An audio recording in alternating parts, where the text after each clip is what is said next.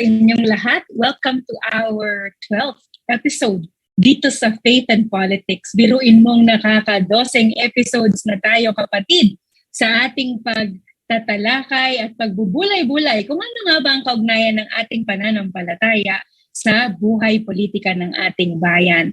It is April 28th, and again, we present to you a very special episode with one of our authors, part of the authors of the book, Faith and Politics, na talaga naman pinagmamalaki natin lahat. We would like to encourage you, mga kapatid, to share this live streaming sa inyong personal na Facebook pages at ibahagi nyo rin po ito sa inyong mga communities, no? At kung kayo ay may mga kaibigan at kapamilya na nag-iisip din kagaya natin ng kaugnayan ng pananampalataya natin at ng ating buhay politika, feel free to share this live stream sa kanila.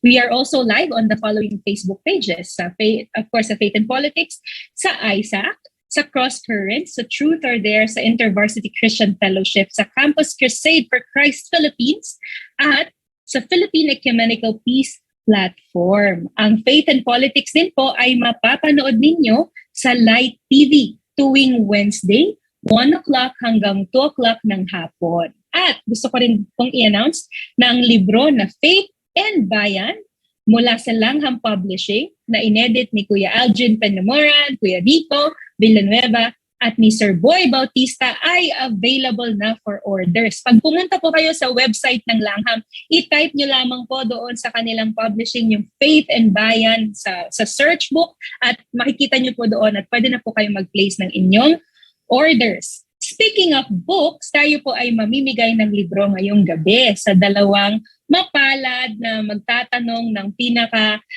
thought-provoking and of course, discussion-stirring na questions or comments. Ito po ay yung Hope for the World, the Christian Vision, at The Church in Disorienting Times, Leading Prophetically Through Adversity. So these two books or these two titles are available up for grabs sa mga magbibigay ng mga makabuluhan at magagandang mga tanong mamaya. Ayan. Siyempre po, bago tayo magsimula, we want to formally welcome you at gusto ko pong anyayahan ng isa sa mga editors ng Faith and Politics na libro, itong ating proyekto, si Dr. David Lim, para pangunahan tayo sa ating panalangin and of course to formally welcome you. Dr. David.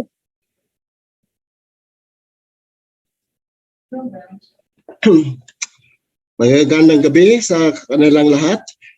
We really thank you for joining us again. For those who are first-timers, welcome to this series of webinars ng Faith and Politics.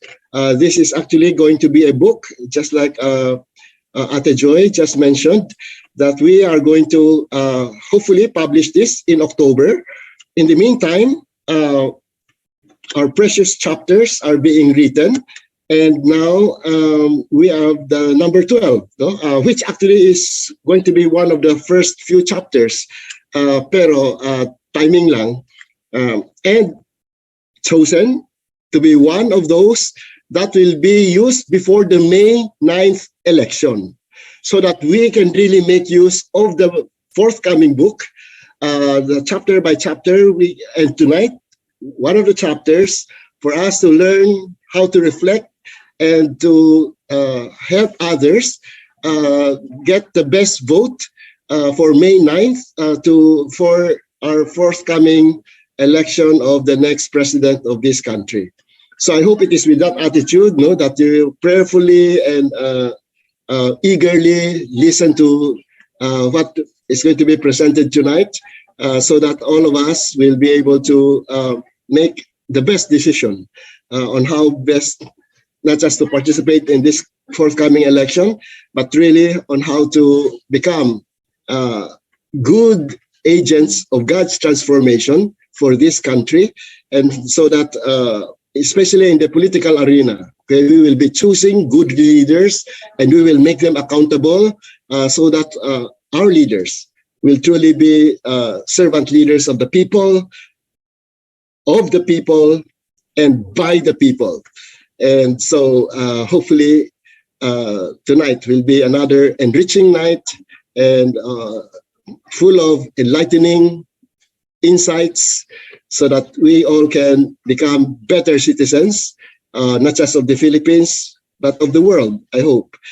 Because we in the Philippines will become a model of how to do faith and politics properly for the glory of God in the name of Jesus by the power of the Holy Spirit.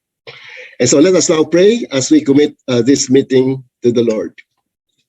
Lord, we thank you that you who are the God of all nations, that you have blessed us to be part of the citizenry of the Philippines. And as the Filipino people, we ask of you, just as we say in the preamble of our Constitution, we the people imploring the help of Almighty God.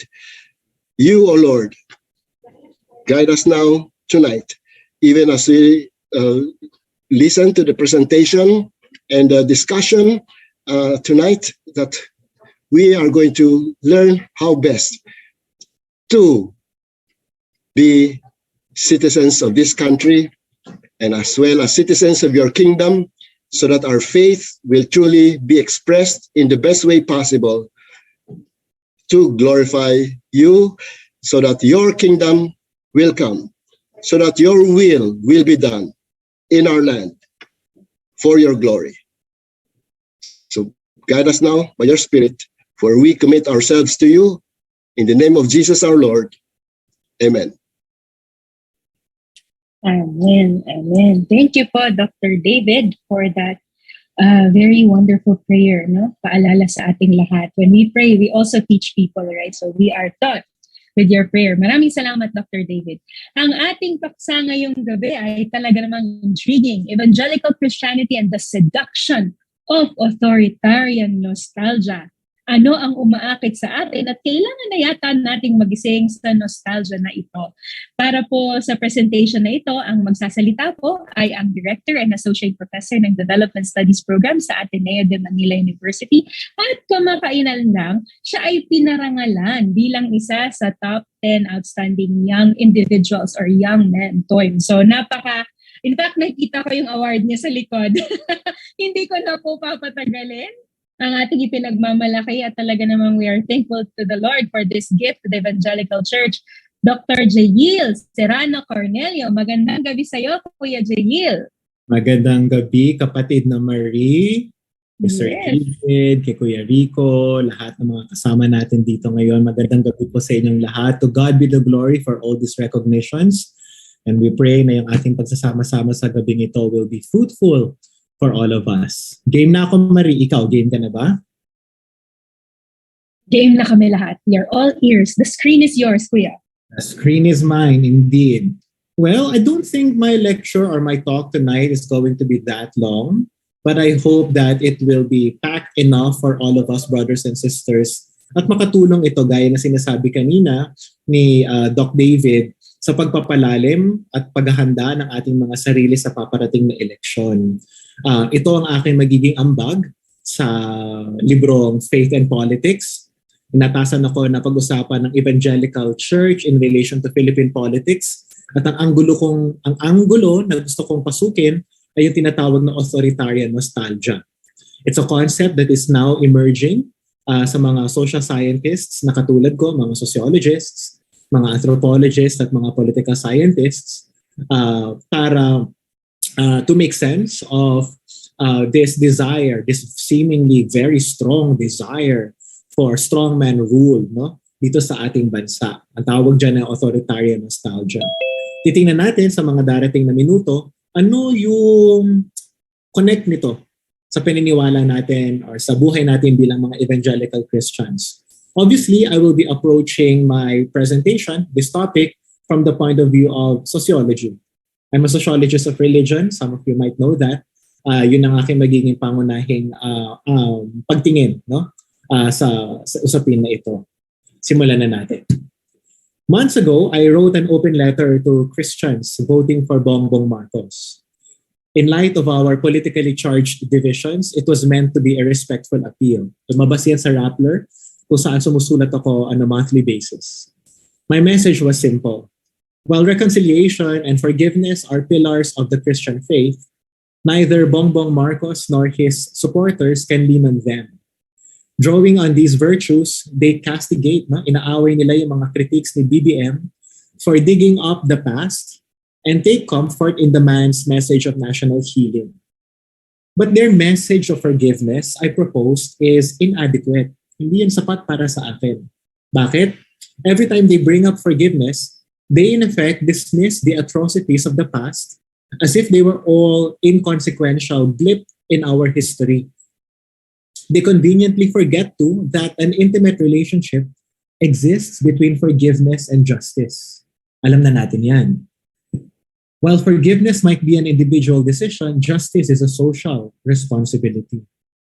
This lesson should be basic to any Christian. But based on the comments online and the many private messages I received, I know that my piece affected, angered many in the faith community. One person even called me unchristian for maligning Bongbong Marcos' reputation. Others dismissed the entire piece and accused me of promoting hatred and unforgiveness. The fact that Christians today are divided over Bongbong Marcos should not come as a surprise. Hindi na po ito nakagugulat para sa atin. Even in the time of his father, Christians were divided. Pagdating sa martial law, some were supportive, some were not. Some were critical, some collaborated, but with a critical posture. Critical collaboration, ang tawag doon. In light of the resurrection of the Marcos dynasty, it is important to be reminded of how the father's dictatorship divided the faith community. But it is also important, brothers and sisters, to make sense of this resurrection and its wide appeal among Christians. Bakit siya pasok na pasok? No? Bakit siya malaki ang hugot, no, para sa maraming mga Christians? Why is it so? Why is this rise to power so popular among many Christians? In a viral tweet, isang Christian, si Henry Espiritu, he recounted, for example, his experience with what he described as a pastor, isang pastor na BBM apologist. He asked me, sabi ni Henry Espiritu, bakit daw hindi ko mapatawad? Why can't I forgive, move on, and forget martial law? I told him that the great theologian Luther taught that offense against God can be forgiven by God's mercy, but God can only forgive offenses against humans if justice is served and reparation is given. Unquote. Yun yung tweet ni Henry Espiritu na nag-viral. Judging by the comments his tweet received, many could relate to Espiritu's experience in their own congregations. This reality did not escape Christian academics too. In 2019, anthropologist Melba Magay, our very own Dr. Melba Magay, pinopromote ito kanina as we were starting, brought together her contemporaries to write about their experiences during martial law. Ito yung dark days of authoritarianism. But it is also a reading of the signs of the times for the faith community. Sabi ni Doc Magay sa kanyang introduction, an enduring legacy of the martial law years has been the mystique of the strong man.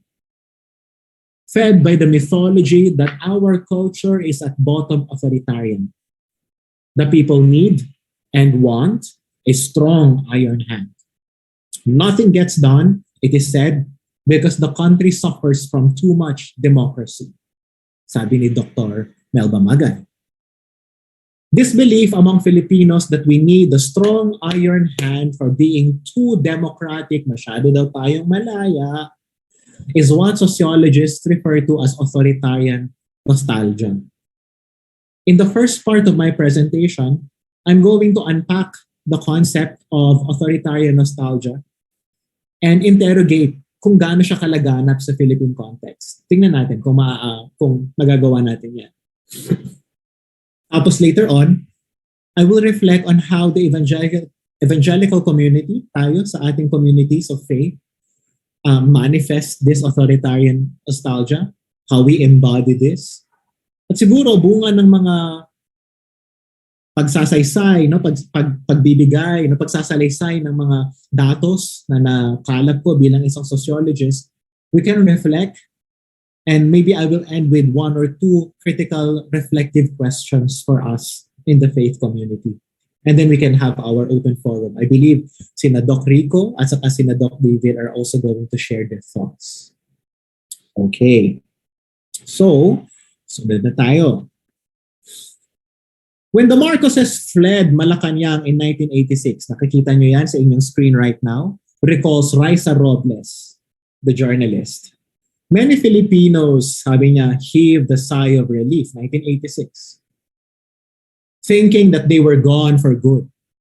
Sa kanyang article, she then asks how it was possible for the Marcoses, less than 3 decades after people power, to be parked at the very doorstep of Malacanang. Sagot ni Raisa Robles sa sarili niyang tanong, well, they never really left. The Marcoses never really left home. Title ng kanyang article. She explains how it all happened. When Mrs. Marcos was allowed to come back in 1991, itong mga datos na ito, nadidiscover ko na lang as I read, as I read up on this moment of in our history, kasi hindi naman ako lumaki sa panahon ng martial law. Pinanganak ako ng 1980s at 1990s ako nagkaroon laga ng consciousness. When Mrs. Marcos was allowed to come back in 1991, the Aquino administration wanted to be the opposite of Marcos, sabi ni Raisa Robles. Thus, she was not jailed and was even allowed to run for office. At the same time, post-1986 bureaucracy retained many Marcos loyalists. In the 1990s, no less than President Ramos's Solicitor General, Romeo de la Cruz, asked the Supreme Court to reverse its earlier decision of convicting Mrs. Marcos for an anomalous transaction involving the LRT Authority. Apparently, chair pala ng LRT Authority si Mrs. Marcos at that time. Robles then discovered that de la Cruz, alongside many other Supreme Court judges, worked for former Justice Minister Estelito Mendoza, who was now Mrs. Marcos's lead lawyer. So magkakadugtong lang ang kanilang mga bituka, so to speak. The Supreme Court acquitted the dictator's wife. Today, the family is back in power, with Marcos's children occupying prominent positions in local and national politics. Ni Sandro Marcos pa. What might account for their enduring popularity? Yun yung tanong.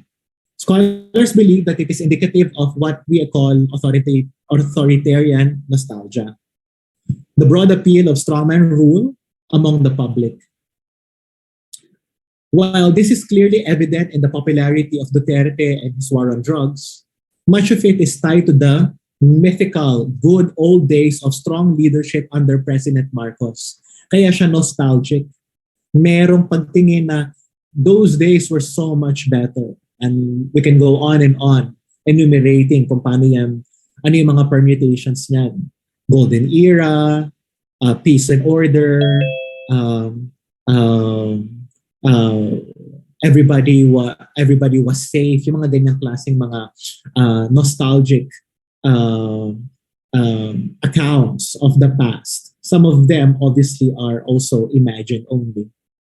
In what follows, ang gagawin ko, in my next few slides, I will turn to authoritarian nostalgia as the tacit but lingering disposition among many Filipinos for strongman rule.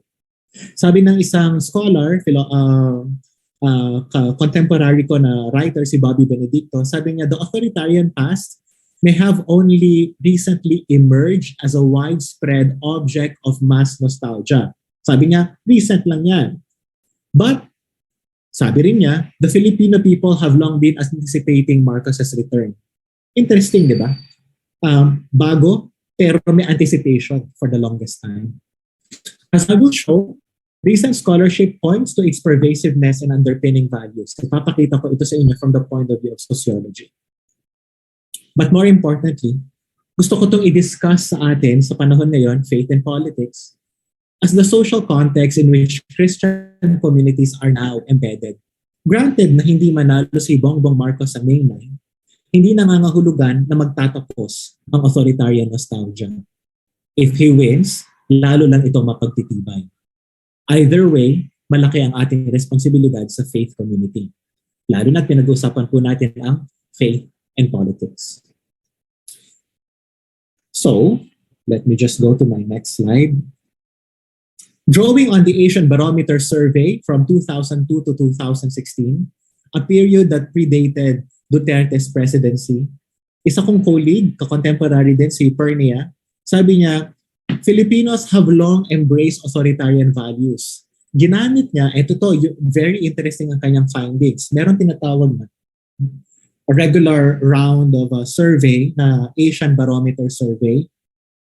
Mula 2002 hanggang 2016, bago naging presidente si Duterte, tiningnan niya ano yung mga sagot ng mga Pilipino pagdating sa iba't ibang mga tanong tungkol sa authoritarian values. Ano-ano yon? Willingness to submit to government decisions, resistance towards having too many different views in society, naiingayan pag masyadong maraming mga sinasabi ang mga tao, and support for a strong leader. Yun yung tatlong indicators na tinignan niya. Apparently, over the 4 waves of the survey from 2002 to 2016, sabi ni Pernia, ang mga Pinoy daw have consistently agreed with these statements. Now, ang interesting lang sa kanyang finding ay, it turns out that these scores are also positively correlated with public trust in political institutions. Halimbawa, mga korte, the national government, the local government, and Congress. So bakit ganoon? Gusto ng strongman ruler, pero mataas din yung pagtitiwala din ng mga Pilipino sa mga political at social institutions natin. Government institutions in particular. Parang mahirap i-explain yun, hindi po ba? Apparently, ang solution doon, ang hypothesis na sagot natin doon ay hindi nangangahulugan na authoritarian ang values ng mga Pilipino ay willing na silang i-give up ang ating demokrasya. Sa literature, sa sociology, ang tawag na po dyan ay democratic ambivalence or ambivalent disposition towards democracy. Without denying the significance of freedom and democracy, many Filipinos seem to be convinced that yung democracy natin, ayaw natin i-give up, pero dapat siguro ma-restrain. Yan yung sinasabi ng ibang mga scholars, katulad ni Adele Webb sa kanyang article sa Philippine Sociological Review. Kamakailan lang ito lumabas.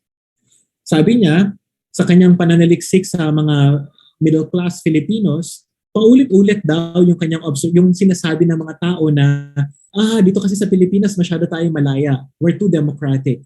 We have too much freedom. Paulit-ulit niyang naririnig yun. This is why they believe that one can only earn democracy only after having fulfilled the responsibility as a citizen. For example, by paying taxes. Democracy is good, sabi ni Webb, pero ang observation din niya, there is this element of compliance implied in the notion of democracy as freedom. The onus of compliance is on the individual citizen to stay within certain boundaries of moral behavior. Kapag lumampas ka na doon, sobra ka na. Dapat ka nang i-restrain. Her interlocutors also believe that the only way excessive freedom can be restrained, ito na yung sagot, is by having a strong leader. The exercise of political authority, even if that authority oversteps the boundaries of individual freedoms and liberties, is deemed necessary and acceptable. So ngayon, naiintindihan na natin kung bakit nakakalampas yung halimbawa pagsasara sa ABS-CBN. Ngayon, naiintindihan na natin kung bakit nakakalampas sa publiko yung certain politicians ay nakakulong. Nakakalampas, lalo na sa panahon natin ngayon, yung pagre-red tag sa iba't ibang uri ng mga kritiko ng Estado. Kasi posible, kung gagamitin natin ang hypothesis ang democratic ambivalence, ay para sa mga Pilipinong ito, masyadong malaya ang mga Pilipino, kailangan kontrolin. In other words, social order, compliance, and discipline are virtues that underpin authoritarian nostalgia. There are a few key insights here. For one, to long for strongman rule, as I have noted above, is not to give up on democracy per se. Baka gusto ng mga Pilipino may balanse ng demokrasya pero authoritarian, strongman rule. Mahalaga pa rin ang institutions, pero gusto nila ng mga Pilipino na reliable ang mga institutions na ito. At the same time, social order seems to be among the chief values underlying authoritarian nostalgia. Filipinos sold to the idea are bothered by criminal disruptions in their communities. Kaya again, very popular ang war on drugs. It all makes sense, no? All of this popularity of illiberal reforms. If this assessment is correct, then inherent to people's sense of right and wrong is social order. Hindi yung Ten Commandments, hindi human rights, kundi social order. The support for the war on drugs, obviously, comes from exactly that. Marami na mga binanggit na marami ng mga ginawa ang ibang mga colleagues ko rin sa anthropology at sa sociology pagdating dito. At pinapakita nila na yung mga pagsuporta nila sa war on drugs, kahit nangangamba sila na pwedeng sila yung sumunod na mapatay or matira, ay sinusuportahan pa rin nila kasi nagbibigay ito sa kanila ng sense of security. At least wala na yung mga criminal dito sa community natin. At least wala na yung mga pasaway dito sa community natin. So, kumbaga, napapalampas yung mga collateral damage, no? Halimbawa ng pagpatay because it makes people feel much safer and therefore they can live their decent lives. Okay, yan. So, pinakita ko yan sa sarili ko rin pananaliksik, pero sa research ko together with Iya Maranyon at saka kay Aaron Medina, some of you, my colleagues, might be aware of these works of mine. Tungkol naman ito sa Christianity and the war on drugs. Pinapakita ko na actually meron din pong religious dimension or moral dimension yung mga pagsuporta sa war on drugs. Halimbawa, while many religious entities, especially within the Catholic Church, resisted the war on drugs and the reinstatement of the death penalty, di ba? Usong-uso yan a few years ago. Many others, especially dun sa evangelical communities, through their support behind them. Much of this religious worldview present in Catholic, but also certainly evangelical circles, takes the battle for social order as ultimately a war between good and evil. Thus, in this worldview, God needs to appoint a leader who can instill order, compliance, and discipline. Sino yun? Si Duterte. There is therefore a religious or theological dimension to authoritarian nostalgia. Okay. So, we're halfway done na po. Pasok na tayo ngayon. Kay Bongbong Marcos naman tayo. What is perhaps unique about how authoritarian nostalgia has taken shape in the Philippines is that a seemingly virtuous discourse has enabled it.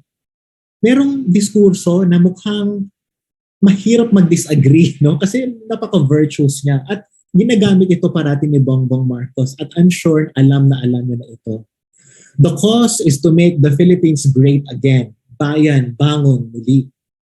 And the message is unity, pagkakaisa. Marcosian revisionism, brothers and sisters, according to scholarly accounts, sunulat ng iba ko mga kasama mga historians, ang sinasabi nila ay pag inanalyze daw nila yung mga historical revisionism na mga video sa TikTok, sa YouTube, ang makikita nila ay pinapakita nila yung dictator, si Ferdinand Marcos, the father, as a benevolent patriarch who punished troublemakers, mga pasaway, and rewarded law-abiding citizens. Actually, it makes sense, hindi po ba, brothers and sisters? Ano yung naririnig nating diskurso ngayon sa mga supportive sa panahon na yon? Sasabihin nila, di po ba na kung wala ka namang kasalanan na ginawa noon, dapat wala kang ikatakot. Ang hindi nila nare-realize, kasama yon sa historical revisionism, dun sa narrative, dun sa revisionist na narrative na ginagawa ng mga Marcos for the longest time. Bakit? Kasi benevolent patriarch daw yung tatay. Well, Bongbong Marcos may not, and this is the interesting part, Bongbong Marcos may not come across as a treacherous dictator. Wala naman talaga sa sinasabi niya na magiging diktador siya. Wala naman sa mukhang sa personality niya na magiging diktador siya. Ang tawag pa sa kanya ni Duterte ay weak, for example. It doesn't matter because he campaigns based on exactly the revisionist story that the Philippines was once great until it lost its glory when his dictator father was ousted. Halimbawa, dito sa nakikita nyo sa screen ninyo, In his viral interview with Tony Gonzaga, umabot na po sa 14 million ang nanonood ng video na yan. Sabi ni Bongbong Marcos, he described himself as the son of the longest lasting president who brought the Philippines into the modern world, really, and who brought to the Philippines a sense of nationhood when we were proud to be Filipino. Dun sa rest of the video, pinaliwanag din niya na nawala lahat yan, nagkawatak-watak daw tayo, at gusto niyang ibalik yun, ng pagkakaisang yun. So kahit walang authoritarian tendency si Bongbong Marcos, it doesn't matter kasi sumasakay siya doon sa grand authoritarian nostalgia narrative, the power of narrative that convinces everybody else na sumusuporta sa kanya. Sabi rin niya, nung nagsalita siya sa kanyang mga supporters sa Philippine Arena, we're almost done. No? Sabi niya sa kanyang mga supporters sa Philippine Arena, nasa puso at ugali ng mga Pilipino ang maging mabait. You can see it on your screen. Di naman tayo palaaway. Di naman tayo naghahanap ng gulo.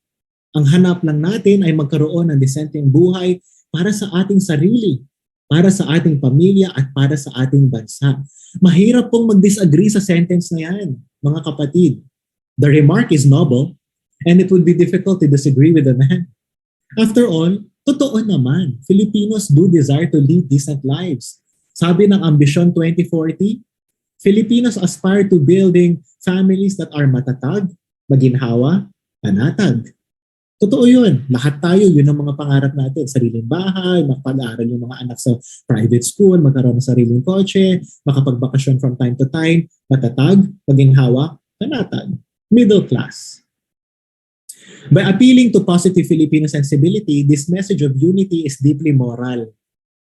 And by appealing to the welfare of the nation, it too is a patriotic call. Moral, also patriotic. To be sure, the message of unity originates from the campaign itself and has a longer history. In 2016, when he ran for vice president, Marcos Jr. expressed confidence in the promise of unity for national progress. 2016 pa lang, ginagamit niya na ang pagkakaisa bilang kanyang naratibo. Sabi niya, the situation in the Philippines will not improve and we will not be able to address our problems if we are not united in working to move forward. 2016. On social media, ito na. Disinformation, yung mga tinatawag na trolls or networks of disinformation, mga kapatid. Ginamit din ang positive messaging ng unity na ito. During the events that led to the burial of Ferdinand Marcos and the libingan ng mga bayani, ano ang ginawa ng mga online campaigns at ng mga trolls? Ginamit nila ang positive messaging ng national healing, forgiveness, unity. Run by some of the most experienced PR agencies in the Philippines, these campaigns appeal to the best in the Filipino. Sa report na kanilang isinulat, Architects of Disinformation, sabi ni Jason Cabañas at Jonathan Ong, napansin nila na ang mga campaign daw na ito ay they included heart-tugging graphics with biblical verses and life quotes that emphasize Filipino culture of bayanihan and religiosity. And yet, this seemingly virtuous discourse is discernible too in Christian circles. Hindi lang po ito sa social media. I'm sure makaka-relate po kayo sa mga katagang ito in your own experiences, in your own congregations or parishes. In my view, this is why a Christian does not necessarily have to be deliberately nostalgic for authoritarianism in order to actively support it. Note, for example, some reminders from influential evangelical celebrities. Ito po, nakikita nyo sa screen ninyo. Ito ay pinost niya sa kanyang highly followed Instagram account. Hindi ko nababanggitin kung sino yung celebrity. One at born again Christian siya, evangelical siya. Nagbigay siya ng 8 reminders of how Christians must behave during the elections. Ito yung pinaka-favorite na tumatak sa akin sa mga reminders niya. Sabi niya, promote your candidate by sharing their merits, not by destroying their opponents. It is not appropriate for us who claim to follow Christ to make other candidates look bad just to make our candidates look good. Naku, ayun na naman. No to negative campaigning, no to hate campaigns, unity tayo, magkakaisa tayo, huwag tayong magkipagbangayan. We've seen that sa social media. Now we're picking this up directly from an evangelical celebrity. From a sociological standpoint, bakit po ito mahalaga? Theological discourse limits what is and what is not possible insofar as political engagement is concerned, especially in the context of a congregation. Old Testament scholar Rico Villanueva, kasama natin siya ngayon, sa kanyang chapter sa librong Faith and Bayan, makes exactly the same point when he complains about the absence of complaining in churches. Sabi niya sa kanyang chapter, if there is anything on complaining sa mga iglesia natin, the emphasis is on its prohibition, with the murmuring and the complaining of the Israelites in the desert and how they were punished by God as a warning. The New Testament text that says, do everything without grumbling or arguing, Philippians 2:14, is always cited. He then goes on to show how complaints are in fact legitimate in the prophetic tradition, especially when the issues at stake affect the weak in society. Sabi yan ni Kuya Rico. So ibig sabihin, pinapakita ko po sa inyo na yung theological discourse, yung kalidad ng mga pinag-uusapan natin sa loob ng iglesia natin, yun yung naglilimita kung ano yung pwede at hindi pwedeng political engagement sa loob ng iglesia. So kung maririnig natin yung ganyang klaseng reminder na wag tayo sa negative campaigning, wag nating i-expose yung masasama sa ibang tao, dapat yung positive lang dun sa kandidato natin, then what kind of limitations does it establish for our own people when it comes to democratic conversations? Yun yung tanong. To pay attention to the demand side of strongman rule is not to lay the blame on the population at large. Ang gusto ko lang ma-achieve natin sa conversation natin sa gabing ito ay mapag-usapan natin ano yung mga diskurso na nakakapagpalalim nitong authoritarian nostalgia na ito sa loob ng ating mga Christian circles. A few more sentences, paragraphs maybe, and then we're tapos na po tayo. So, the seduction of authoritarian nostalgia is the social condition in which Philippine Christian churches find themselves today. I don't know whatever your political positions might be in relation to Marcos. Pero from a sociological perspective, ang gusto ko lang po sabihin sa inyo, totoo po ang authoritarian nostalgia, whether you are for it or against it. Given the history of Christianity in the time of martial law, one cannot deny the role religious institutions can play as important channels of political dissent. This remains its greatest potential sa panahon natin ngayon. Bibigyan ko kayo ng mga isa o dalawang dahilan. One reason is that religious communities are still highly regarded in Philippine society. Ayon sa 2021 Philippine Trust Index, the church is the most trusted social institution. 93% po ng mga Pilipino ay nagtitiwala sa iglesia. Whatever iglesia might mean. No? Maybe it's their own faith or church or organization. At the same time, religious work permeates many aspects of our society and social life. Pag mayroong community organizing na pangangailangan, the church is there. Pag may disaster response, the church is there. Faith-based communities, in other words, ay laging present. So ibig sabihin, whether we like it or not, may pagsasangkot ang iglesia sa lipunan natin. Sometimes in deliberately political manner, sometimes in less deliberate manner. To highlight these points, however, is not to romanticize the role of religion in democratic processes. Ayoko naman pong i-romanticize kasi alam ko rin naman po that Christianity has also been used to support authoritarianism. Pwede rin natin pag-usapan yan sa open forum later on. As a counter-response, many communities have taken it upon themselves to retell history. Marami ng mga Christian communities beyond the evangelical circle ang gumawa nito. Halimbawa, yung Association of Major Religious Superiors in the Philippines, Nagbitaw sila ng statement. Halimbawa, nung panahon na na-deport si Sister Patricia Fox, naalala niyo siguro siya noong 2018. Nagbitaw sila ng statement tungkol sa pagpapadeport na ito at nirelate nila ito tungkol sa martial law.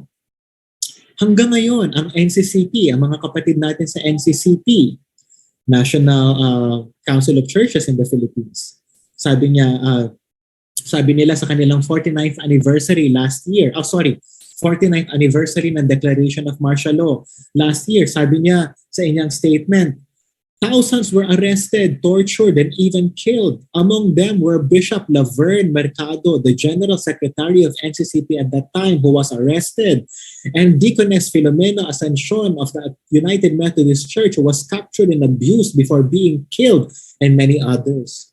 So nagbitaw sila ng statement upang ipaalala sa kanilang mga miyembro. Alam din natin na nagbitaw din ng ibang mga religious groups like the Catholic Biblical Association of the Philippines, which is also very ecumenical kasi alam ko si Kuya Rico ay kasama dyan, have even taken the Marcoses to task. Sa isang statement na binitawan nila last year, sabi nila, the Marcoses have not owned their sins despite the evidence of stealing and violation of human rights. Instead, they are making efforts to change history. All of us are accountable for the history of oppression under the Marcos dictatorship. To rectify is the responsibility of us all. So, bilang pagtatapos po ng aking maikling talk ngayon, and I want to give more time sa ating discussion, ating open forum, siguro magbibitaw lang ako ng tanong, how else can we contribute to contesting this authoritarian nostalgia that is already around us, possibly in us, amongst us? How do we do that? Isang posibleng sagot dyan ay yung kahalagahan ng public theology. No? It's a concept that needs more time to unpack. Pero ang kahalagahan ng public, ang sinasabi lang ng public theology is that more theological conversations in the public sphere to contest all these narratives. The contribution of our faith to deepening our understanding of political and social issues. Pero siguro, higit pa sa criticism na laging na-associate sa public theology, siguro ang tingin ko ay ang mas mahalagang tungkulin or pagkakatawag sa public theology at sa ating people of faith, evangelical community, is casting a more compelling vision. Bakit ko sinasabi yun? Historical revisionism is powerful because it provides a vision. It's a vision that brings us back to the past, an imagined past, a past that did not exist, but it's a vision anyway to which many people are convinced that we should go. Can public theology, can people of faith, evangelicals like us, cast a different vision? A vision that tells the whole people, the public, that maybe this is a better way to go. And I feel that our faith has a lot of resources to do exactly that. The vision of a just society, the vision of a society where love, justice, and mercy and humility prevail. Yung mga ganung klaseng virtues and values and symbols that can contest lies, disinformation, can challenge human rights violations, can challenge theft, pagnanakaw, tax evasion, and can go on and on. Vision, hindi lang siya 10 Commandments versus the one who stole money from us, kundi vision. I think yun yung kailangan nating maunawaan. Malaki yung kagat ng historical revisionism ng mga Marcos kasi may vision siyang ibinibigay sa mga tao. Aspirational. In other words, the two questions that I'm leaving you with right now as I end. What vision does Christian discourse have to offer as an alternative? And can it be more compelling once again? What vision does Christian discourse have to offer as an alternative? And can it be more compelling once again? So dyan na po ako magtatapos mga kapatid. At maraming salamat po for the time that you have given. Thank you. Maraming salamat, Kuya Jail. As always, no, information dense at very challenging yung iyong tanong sa atin sa dulo. Paunahin na nating mag-respond yung kasama natin na nabanggit mo din, na-quote mo din sa iyong presentation. Siya po ang Regional Commissioning Editor ng Langham Publishing at Scholar Care Coordinator ng Current Asian Langham Scholar. Siya po ay isang guro at manunulat. Hindi ko na po patatagalin. Kuya Rico Villanueva, good evening sa iyo. The screen is yours. Magandang gabi. Magandang gabi sa inyong lahat. Naririnig niyo po ako? Okay, maraming salamat, Jail, sa iyong napakaliwanag at napakagandang at challenging pa na presentation sa ating ngayong gabi. Salamat din sa pagpo-promote mo ng ating libro na Faith and Bayan na ilo-launch na malapit na. No? Abangan niyo po yung date. At isa sa mga magiging guest natin ay yung director ng Kirby Laying Center for Public Theology sa Cambridge. No? Siya yung isa sa mga mag-review ng libro, si Craig Bartholomew. Tama ka, yung public theology. Napakahalaga niyan ngayon. Paano ba mag-engage yung church sa society, lalo na sa panahong ito. At nung nakikinig ako sa iyo, parang ang hirap nga talagang buwagin yung narrative na yon, yung authoritarian leader, tapos ang message pa ay unity. And of course, Jesus also wants us to be united, di ba? Yung as his body, kaya sa tingin ko, bilang response, isa sa mga unang-unang kailangan natin sa panahon ngayon ay discernment. Because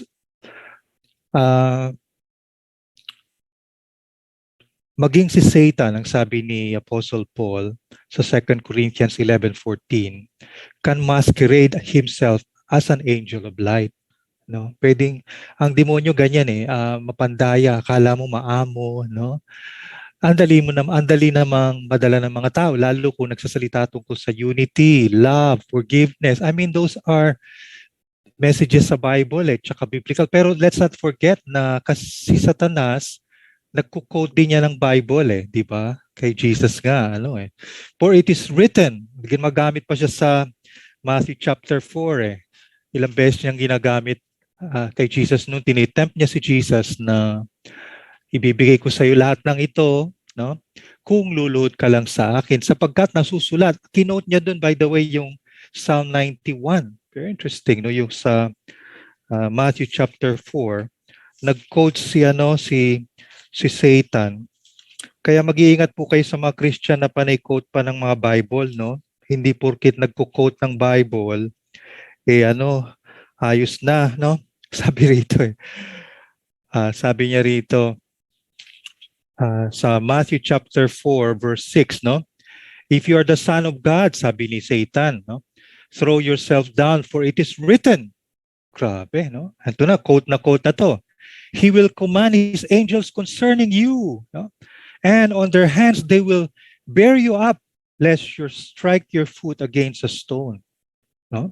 So nag-quote din si Jesus ng person doon. Again, it is written, you shall not put the name the Lord your God to the test, and so on. But one of the things na nag-strike sa akin dito, yung kino-quote ni Satan ay tungkol sa mga protection, poprotektahan ka ng Diyos, At pagka yung may ginagamit na anong motibo ng mga verses na yan, ginagamit lang for self-protection, protection ng mag-iingat ka. Ang way ng Diyos, way of the cross, Mag-iingat ka na ron. Yung katulad ng binanggit kanina ni Jail, yung social order. Oo nga, tahimik ang bahay nyo, tahimik ang kanto nyo, but at what expense?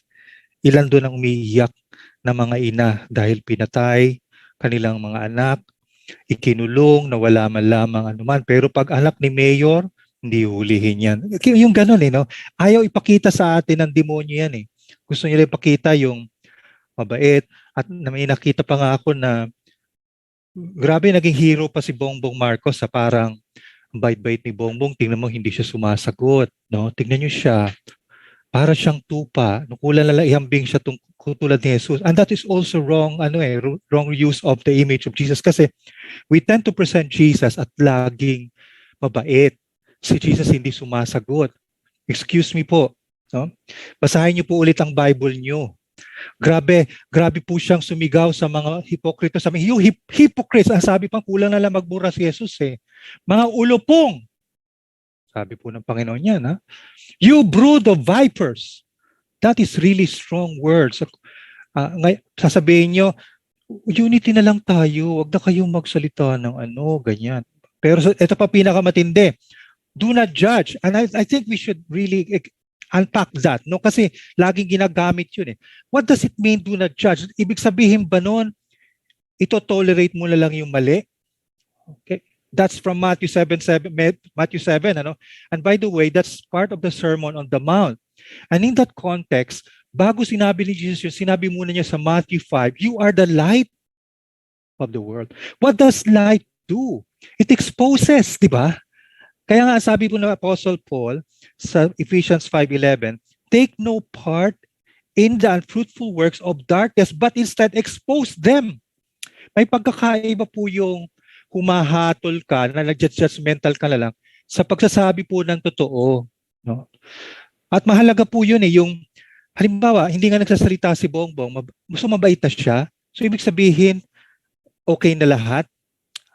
Bigyan ko po kayo na halimbawa na sa church na lamang po. Halimbawa sa church ay member po ninyo si Bongbong Marcos. Ano po? Tapos bilang pastor, sasabihin mo ba sa kanya ay wag na lamang po natin siyang i-judge. Pwede po natin siyang i-elect at nagkaroon ng election ng elder eh. At gusto ng mga tao nga na maging elder nga siya. Ikaw ba na pastor, sasabihin mo kahit na napatunayang hindi nagbabayad ng buwis, okay lang yan. At saka pagka halimbawa nagnakaw yung tatay niya pero hindi naman nila inamin, okay rin yan. Anong klase po tayong church? Of course, hindi ko gagawin yun bilang pastor. Sasabihin ko sa kanya, kailangan muna na ang ginawa mo ay pagsisihan mo sapagkat nakalagay sa Bible. Si Zacchaeus, kaya naging kalugod-lugod siya sa Diyos sapagkat inamin niya yung nandaya siya at ibinalik pa niya 4 times. Sana ibalik din nila. Hindi pa eh. Noon pumunta po ako sa Switzerland, sabi po sa amin ng taga doon sa bank na Zurich, no? Nandoon pa raw po yung mga kayamanan ng Pilipinas, no? Bangko mismo ng that was in the year 2000. I forgot the year, no? Pero sabi ko nalulungkot ako na itong mga taong ito na napatunayan na ng korteng nagdakaw, hindi mo na pwedeng labanan ngayon kasi pag nilabanan mo, judgmental ka na. At sila pa ang bida kasi mabait sila. Di ba parang unfair? Parang ano nangyari? Tingnan mo kung gaano nangyaring katwist ng katotohanan. No? At balikan ko lang yung sa church. Sa church, kailangan may qualification kasi po ang church ang light of the world. Ibig sabihin tayo yung light ng society at kung hindi mo kayang gawin yan sa church, hindi mo rin dapat gagawin yan sa society.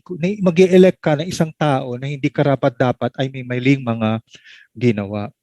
Kaya sa mga panahong ito, isa sa mga kailangan nating gawin talaga ay discernment, no? Tapos pag-iingat sa paggamit ng mga Word of God. And then, siguro, pangalawa, dito rin ako magtatapos, yung sinasabi kanina ni Jael, ano ba yung vision na pwede nating ibigay? Alam niyo, ang isa sa mga gusto kong vision sa Bible, katatapos ko lang pong magsulat nitong Psalms commentary at natapos ko na po yung 150 Psalms. Sana bilhin niyo po yun later, no? But anyway, one of the things that struck me about who God is that He's a God na kahit ang taas-taas niya, inaabot niya po yung mga pinakamaliliit. No? At yun ang sukatan natin lagi eh. Pagka yung mga maliliit, kaya sabi ni Jesus, diba, ano man ang ginawa mo sa mga maliliit na ito, ginawa mo sa akin. Kagagaling ko lang po sa London, ilang linggo rin po ako doon, at may nakausap po akong Amerikana doon na nagpunta po sa Malacanang pagkatapos pong tumakas si Imelda Marcos. At alam niyo po ang kanyang sinabi na nag-strike sa akin. Sabi niya, pagpasok niya puro sa Malacanang, nandun po ang mga sapatos ni Imelda Marcos. Naiwan pa niya yung napakagandang damit. Siguro sa kamamadali nilang tumakas. Naiwan, ang ganda-ganda. No? Pero may napansin pa siya. Ang dami rin po mga regalo na kabalot mamahalin para sa mga kaibigan ni Marcos. Pero po, paglabas po niya ng Malacanang, nandun po yung mga squatter area at sabi niya po sa akin, kung totoo nagmamalasakit ang First Lady, no, sa mga mahihirap, bakit ganun? Sobrang yaman. Pero pag tinamo sa labas mismo ng Malacanang, paglabas niya, hindi po ganun na ang Panginoon eh. Ang vision ng Panginoon, yung pinaka-pobreng tao, yung nagbebenta sa kalye, ano man ang ginagawa niya, wala na makain. Yun ang isa sa yung pinakamahalaga sa Panginoon. Yun. Kasi yun yung vision eh. Yun. At sana sa society natin, unahin natin yun. Kasi yun ang puso ng Panginoon. Hindi yung mga nasa kapangyarihan, hindi yung magagaling niya, kundi kaya nandoon na rin po yung justice. Salamat po. Yun po ang gusto kong Diyos at sana, katulad ng prayer po ng Bible, let your kingdom come on earth as it is in heaven. This is my prayer. Amen. Amen. Maraming salamat po, Kuya Rico. At para din mag-respond sa ating presentation ngayon, tinatawagan ko po si Dr. David Lin. Siya po ang presidente ng Aztecs at ng China Missions Philippines. Dr. David, kayo na po. Thank you for the opportunity to respond to this very, very provocative paper. I'm glad to be able to give this response. And although I've had no chance to really prepare for this, I'm so happy that I can at least try now to give two clear responses to the chapter that was presented by Dr. J. Yil. Fantastic, but as I was overwhelmed by almost napakalayo pa natin sa ideal to really get rid of authoritarian nostalgia among the church people, especially among evangelicals. I think we have to start my response by saying we have to learn to pray, Father, forgive them, for they know not what they're doing. Number one, since martial law, or even after EDSA 1, okay, the evangelicals have still been primarily pro-Marcos, and up to for the next 30 years, we have not done enough to really replace their pro-Marcos understanding of what happened during martial law. Parang kulang talaga sa Bible schools, sa seminaries. Most of our pastors did not take political theology. Wala sa curriculum ng mga leaders natin na hindi na-train to think. And ang mga libro ni Melba Magay, mga messages ni Dr. Magalit, bihira yun. Most of our denominations, most of our, let's say, churches, mga pastors are really, I would say, if not ignorant, at least have not been educated to really understand this, and most of their members would just follow the tradition already of Filipino culture that respects our presidents, and therefore you do not mind really if indeed you heard bad news about martial law. Okay lang, because past is past, and you forgive them. You try to move on. So actually, the Marcos campaign this time is taking advantage, of that, traditionalism, of Filipino culture. And in our churches, we have perpetuated it because there has not been a strong counter move, from among the seminaries and Bible schools to really counteract the whatever narratives there are. Secondly, we now live in the past 6 years, just as Duterte took advantage of social media, he really made a good run of using Cambridge Analytica to really see to it that there is the trolling that is going to brainwash, if not really teach, no, the narrative that they have, no, and so that also is a reason why many, no, if you just go to YouTube or Facebook, you can really feel, no, now once you like Bongbong, there all the rest, no, of the videos that will come out are pro Bongbong. No, talagang the algorithms, no, that the social media has provided has really made it almost impossible for people who are not taught or have been educated to know na there is trolling, there is these algorithms of the social media na parang hindi nila alam, no, talaga na-trap sila, no, sa itong klaseng brainwashing, no, na nangyari. The historical revisionism has just been almost taken as truth, no, na may golden age ang martial law. So that, all of those, so they're getting it just from the trolls, no. And that's the second reason. And perhaps I can quickly also mention na Father, forgive them, for they know not, no, what they're doing. Mainly because how could Bongbong get 60 to 70%, no, of the vote at the start of the surveys, no, from the very start? That most of our churches are really from class D and very few from class C. And the little that are in A and B, we have not been able to really gel a righteous elite. Ang sinasabi natin na the elite that has given our country a misery, the traditional political dynasties, have kept our people poor, half-educated, and really idiotized.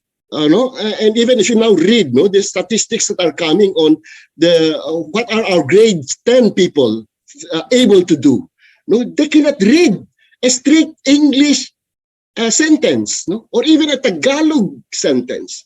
Yun na klaseng no educational system natin. So in other words, we do not have an elite that really cared for the people, and so our people are left as happily poor. Because they can survive, hindi maginhawa, pero at least isang kahig, isang tuka, happy sila because they can pray about it, they're entertained by television, and they can, still live from day to day dahil may charity naman, no, may 4-piece, no, para sa kanila. So they can survive, pero hindi maginhawa ang buhay nila. Sabi nila, okay lang, anyway, God's will yun, ano? Yun ang tinuturo sa church. Diba? And so you just accept, no, what is there. So the whole theology that is being given by the church is still primarily submit to government, no, just feel okay, don't criticize. Just like what Rico has just mentioned and what Dr. Jael has really mentioned. And so this is the tragedy of the Filipino culture and our Filipino society at this time. That at the start of the campaign, okay, almost 70% of our people were pro-Bongbong. And now I've just given you my analysis of why this authoritarian nostalgia is just the natural cultural thing, no, of Filipino culture. No thanks to our inability to have an elite that truly is patriotic and truly what we call righteous. Now, let me come to my second point as I interact with Dr. Jael's paper. I like his conclusion. What we need, how to counteract this, is really to come up with a compelling vision. Okay? And so I discovered that over the past month, more and more, I have discovered that in my Facebook page, I have to quote now Bible verses that are going to show a compelling vision. No, of course, I have taught that in the seminary. I have try to present it, what is the vision of a righteous nation? We always hear, the saying that righteousness, is going to raise up a nation, and but sin, is a reproach to the people. And Second Chronicles, 7 to chapter 7, verse 14. These are all quoted. Pero those of us who have been trying to write out a new narrative needs to have this compelling vision, and hopefully we can become experts, and at least for me, give a good biblical theology and the theological vision to our people. And of course, now I'm quoting Isaiah 65 more and more, and really to show the people that indeed there is a new heavens and a new earth. There is a new Jerusalem, a new Philippines, a new politics that should come to this country. And then secondly, is also to talk about, we can have a better democracy. A democracy of where we have servant leaders who are able to plant the real democracy in our land, where there is no more poverty and no more corrupt officials. And it can be done. And we just missed it. And just look at the top 20 or even 30 best countries in the world today. All their citizens are not poor. They all, if they lose their jobs, they will have government subsidies, and every 6 months, they just need to go to their DSWD to prove that they have been looking for a job and they're willing to be trained for a new job. They are fully subsidized. Their children can finish high school and even go to college at may ayuda para sa mga mag-university. Bakit ganung klase, Now, there can be a new world, a better Philippines, better than what our trapos have given us, what our traditional political dynasties. And in fact, this time, I think tonight, I have to emphasize, we must not elect anyone who belongs to a political dynasty. Because dynasties is the worst curse of this nation, that our people continue to elect not just political dynasties, maybe I have to emphasize also, not entertainers, like the Lito Lapids or the, what they call, sorry, I should not mention more, Ganun, and Class D, will this be communicated to them? Sorry. Maybe at this time, for those of us, we have to do this, maybe after the elections, to be really creating and really appointing among us the righteous elite with a good strategies now, how to re-educate or perhaps even to educate dahil wala tayong pababalikan, except maybe just to say that one of the candidates today is really going to be the new magsaysay that is really going to see to it that there will be no more poverty in this land, because she is going to put in the people's councils in which the rich and the poor can work together to solve all the problems in their community, in their locality. There is a way, and that way of people empowerment, of true democracy is coming. There is a presidential who can present this to our people. And tonight, I campaign for that person. And whoever that person is, let us try our best to endorse and campaign for this person. But what really I'm saying is that we have a compelling vision. We just need a righteous elite that is willing to strategize and plan and work at it and make it a reality. And thank you, Dr. Jael, for really showing us that this is what we need. And hopefully our book, there will be a few chapters that is going to clearly show what this compelling vision is all about. And that we will truly bring the Philippines to the bright future that God wants us to have. Maraming Sige. salamat po, Dr. David. Thank you din kay Dr. Rico at syempre sa ating presenter na si Dr. Jair. Sisimulan ko po ang ating diskusyon kasama ang ating mga viewers sa isang komento at may dalawa tayong tanong na titignan. Ang sabi ni Dr. Abigail Te, who will be our speaker for the next Faith and Politics next week, mai-segue ko na yan.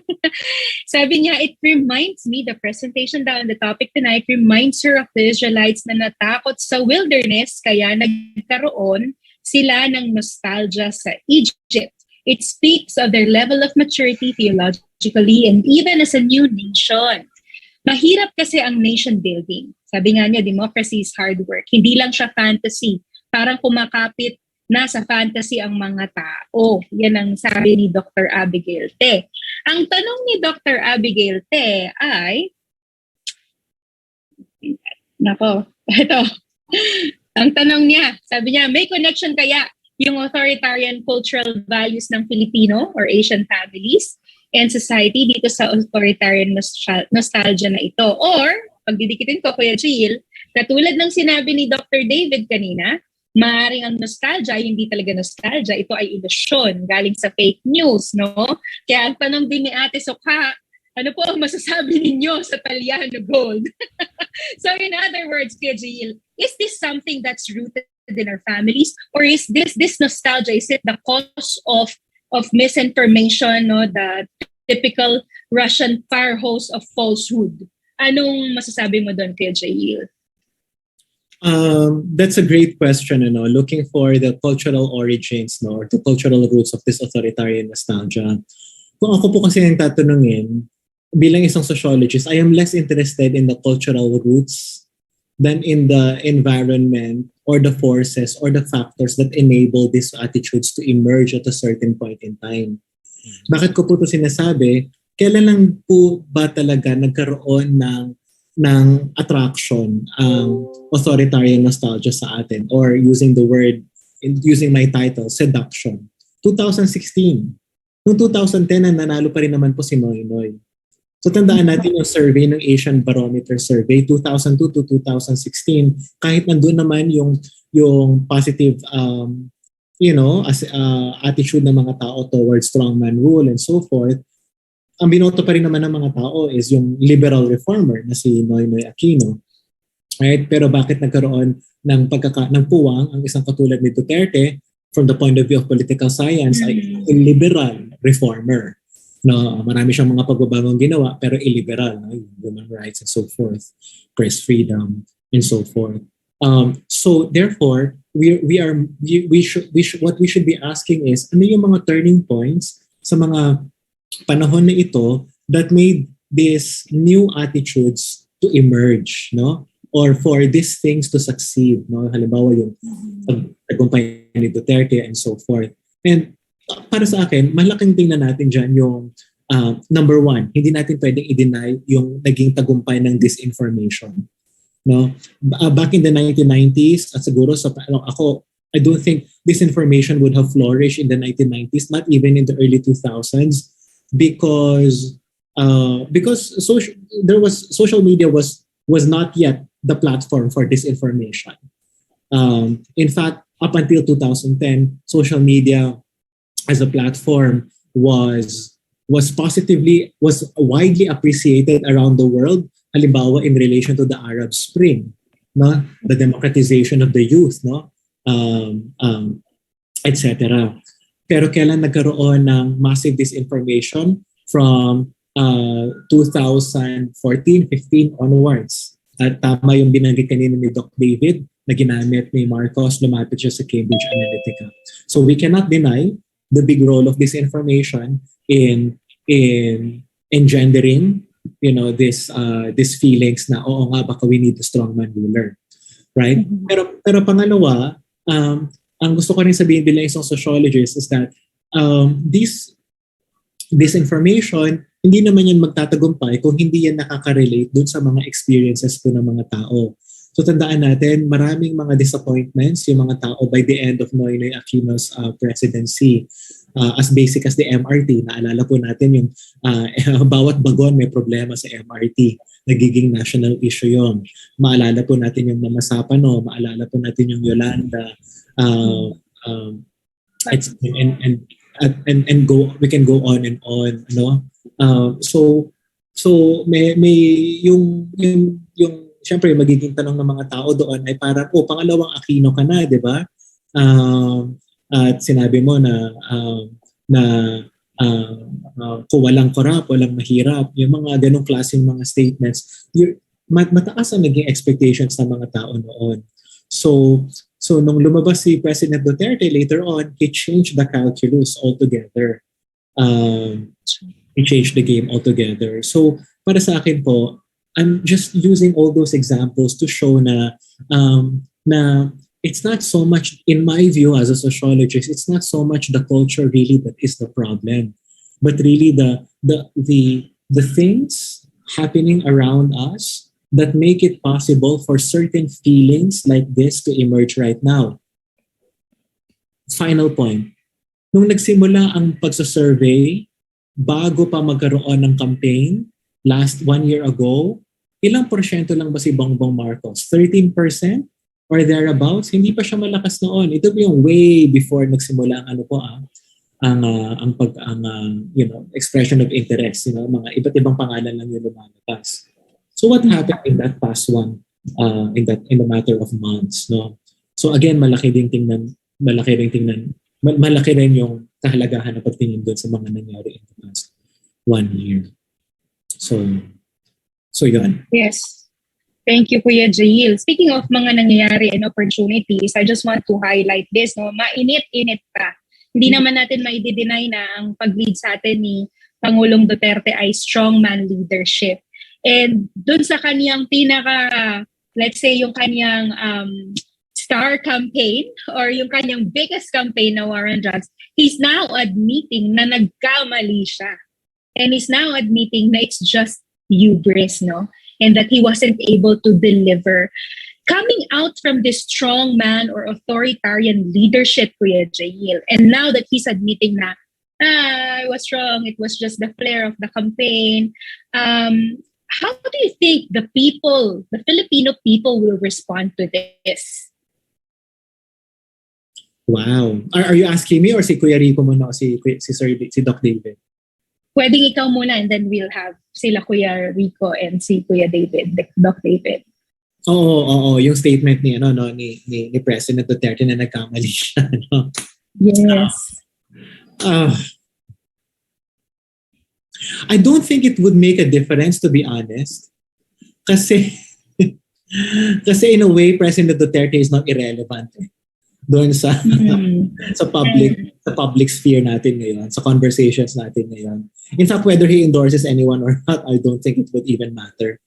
Kasi ngayon, conversations na ay parang, I think nakuha na ni na Bongbong, Sara Duterte, Isko Moreno, at Lenny yung conversations in their own ways, no? Isko Moreno would say na parang kung ayaw niya ng gulo, piliin mo ako. Right? Alright, si Bongbong Marcos naman and Sara Duterte, they have their own ways of saying na parang no, we're gonna build on what this current administration has accomplished, no? And Lenny Robredo is the total break from the current administration. Mm-hmm. And pwede rin nating tingnan pala yun, yung political economy, why it seems to be difficult for Lenny Robredo to sell yung campaign kasi may perception that it's a break from a regime, Duterte regime, that is very, very popular. So why do you need a break from a regime that is very, very popular?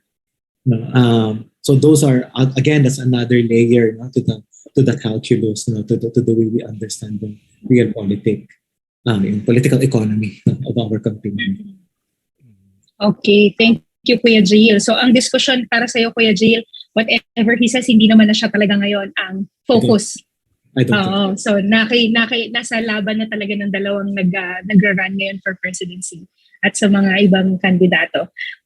Perhaps Dr. Rico and Dr. David would like to add, no, sa mga napag-usapan natin or even to the very recent topic that we've had.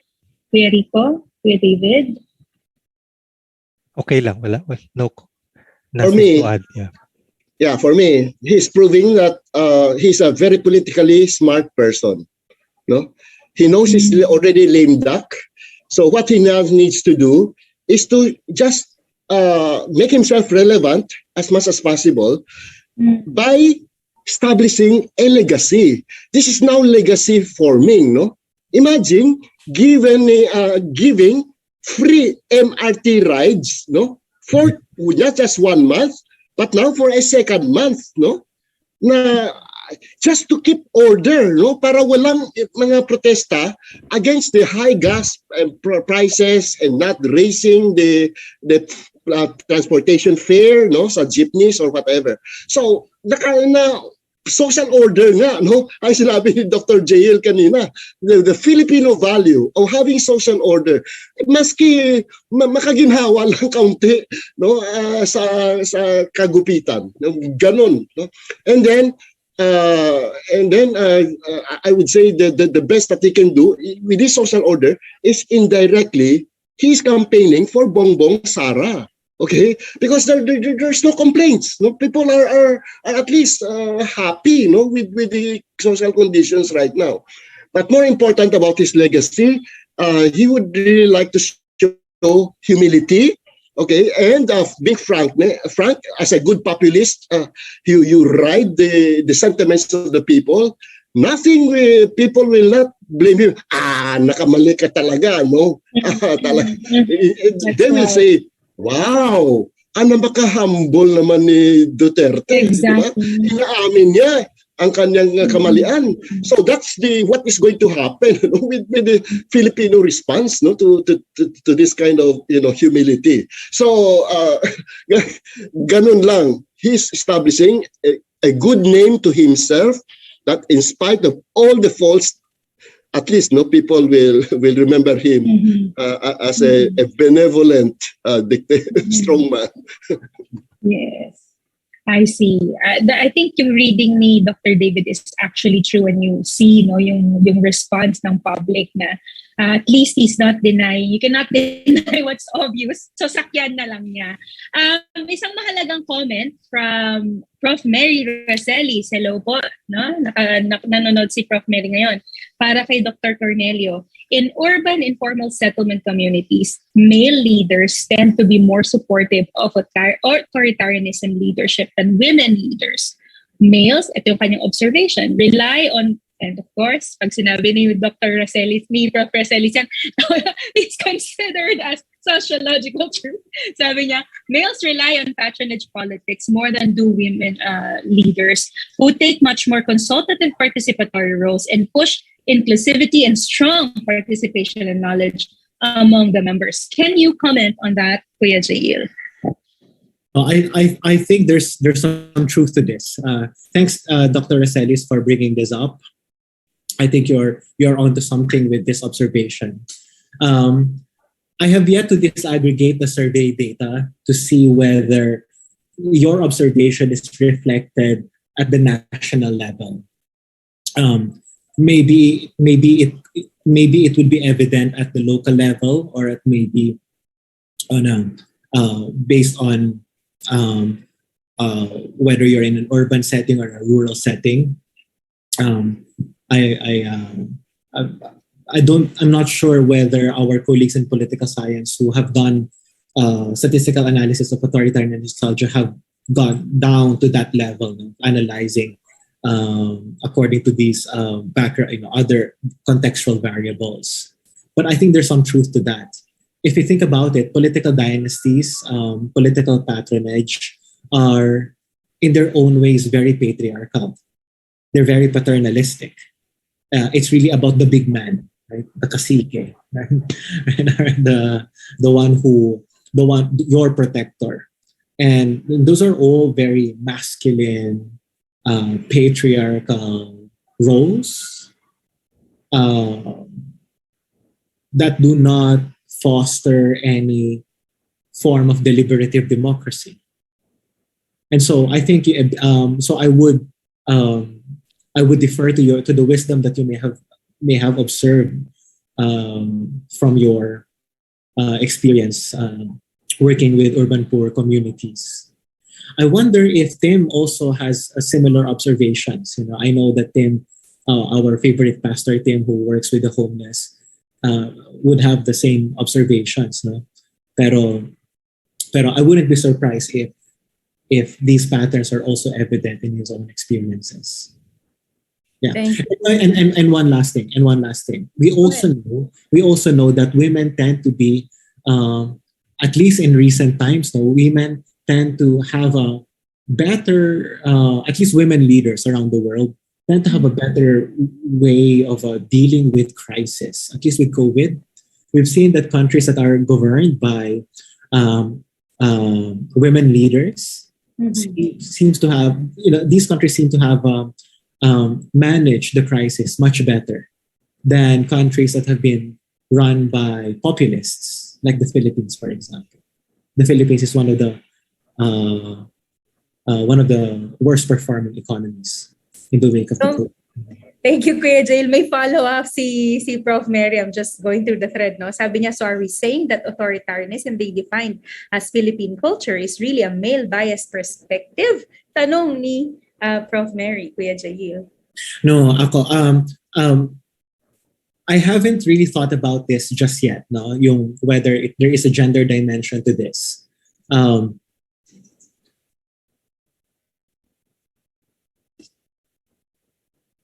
At least as far as our experience is concerned, it's really our experience has been with male authoritarian figures. Mm-hmm. If you think about President Marcos and then now under Duterte.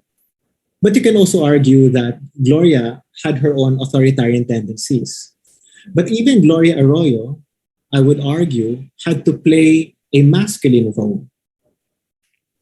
Mm-hmm. She had to do that. She had to be very patriarchal with the way she dealt with, say, the military, right? Or she dealt with dissent. Mm-hmm. She was not definitely the consultative leader that you would associate, say, with Leni Robredo, for example. So I don't know if our colleagues in, say, in Ateneo Psychology have ways of categorizing these different leaders based on personalities, authoritarian tendencies, and masculine and feminine roles. So we can look it up, and maybe I would have a better answer to give Professor Rosales after this. It's something that I will think through as well as I continue writing this chapter for the book. Salamat po. Yun ang maganda sa ating forum eh. Lumalawak tayo, tinitignan natin iba. Yeah, I didn't think of it that way. Yes.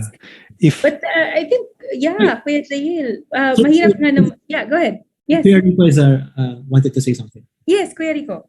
Oo nga, just came to my mind yung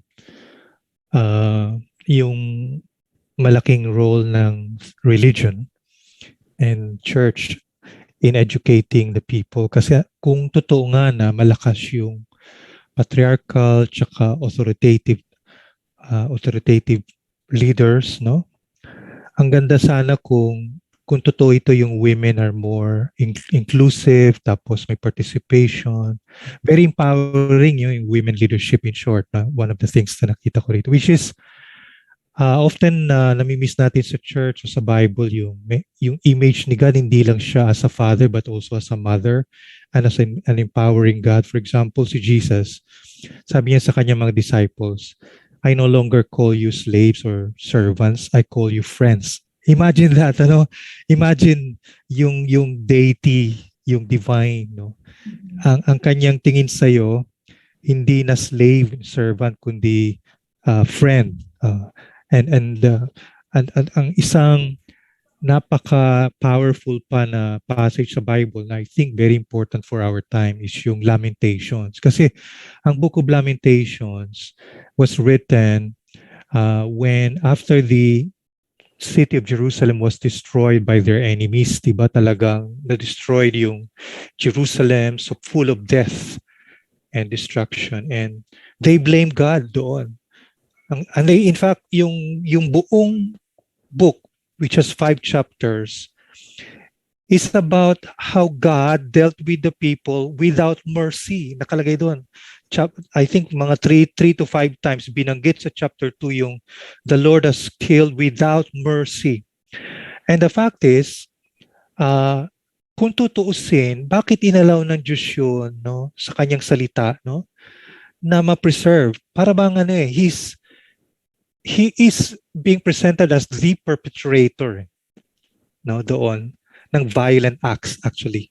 And yet God allowed that. No? Ayaw ng mga dictators, kaya they try to silence any dissent. They changed history, but we have a God na free ka, and He allowed a book like Lamentations na ma-record yun and became the Bible, the Word of God. What an empowering God, no? Na pwede kang mag-argue, pwede kang magbusa sa mga loob, we can protest. In fact, I'm writing a book right now to argue na yung buong isa sa purpose ng Lamentations is protest, no?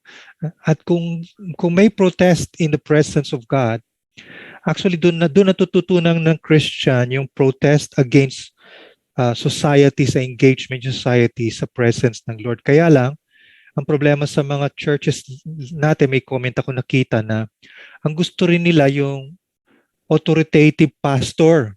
No? Ganon din sa church. May nakausap akong student ko na sabi niya, dapat sa pastor nila, lagi ka lang baw ng baw. Pero yun. Halimbawa, sa 10 na iutos sa'yo ng pastor, nagsuway ka lang, nag-disagree ka lang sa isa, no good ka na, sabi niya.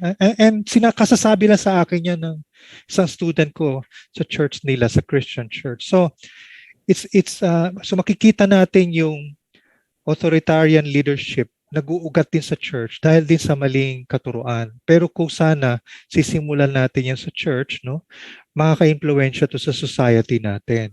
Kaya hindi natitingnan ng mga Pilipino yung sarili nila na mga alipin ni Duterte o tagasunod lamang. No, you have a voice. Kasi if God allows you to question Him even, no, sino ba naman yung mga Duterte na yan? Mga tao lang naman sila. Yun ang kailangan sanang matutunan natin. Salamat. No? Thank you, Kuya Rico. Yes, Dr. Didi. Well, I have to say something shocking, no? Because mainly, the church as church has been really a hindrance to gender, let's say, egalitarianism, no? Mainly because, even doctrinally, when we formulate the doctrine of the Trinity, it is Father, Son, Holy Spirit. Okay, and so that's a biblical language, no? Now, not just that, but ecclesiastically now, no, according to church order, bawal ang babae na maging senior pastor o maging bishop, no? And so you have, being a Roman Catholic country, okay, we have the most traditional denomination of Christianity. So for those of us who have been trying to work this out, we have to say we have to leave Christendom, because the Christendom has all this patriarchy, okay, and then structurally it is paternalistic, you know, and in its behavior, it is very, very, let's say, imprisoned, no, into a God who is male and not God who is male and female. Okay, so no, we even disobey or disregard Genesis chapter 1, no, verse 26, no, about the image of God being both male and female.